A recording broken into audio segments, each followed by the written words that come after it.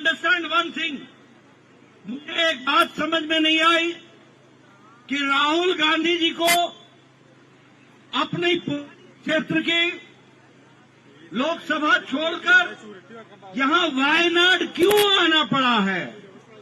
What has made him to come to Wayanad?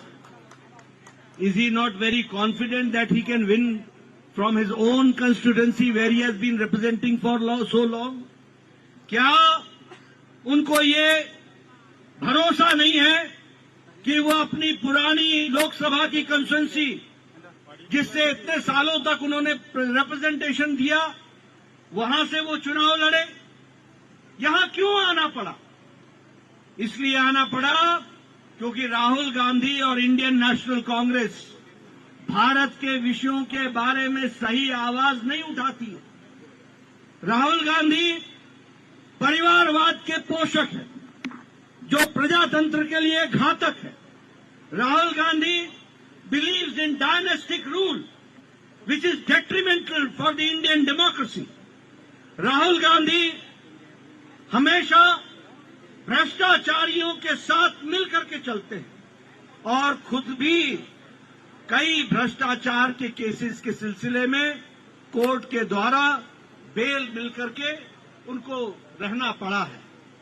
Rahul Gandhi उसी तरीके से अपीजमेंट की पॉलिटिक्स करते हैं, तुष्टीकरण की पॉलिटिक्स करते हैं।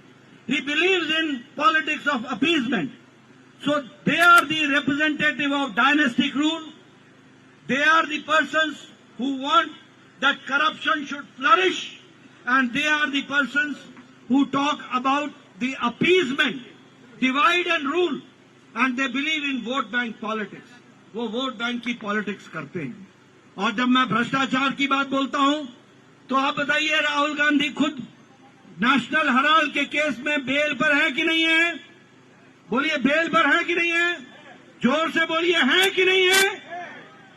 मित्रों, भ्रष्टाचार के पोषक तुम, परिवारवाद के पोषक तुम, तुष्टीकरण के पोषक तुम। ये इस तरीके के लोगों को क्या वायनाड की जनता आशीर्वाद देगी?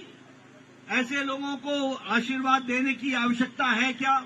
इस पर मुझे लगता है वायनाड की जनता को सोचना होगा।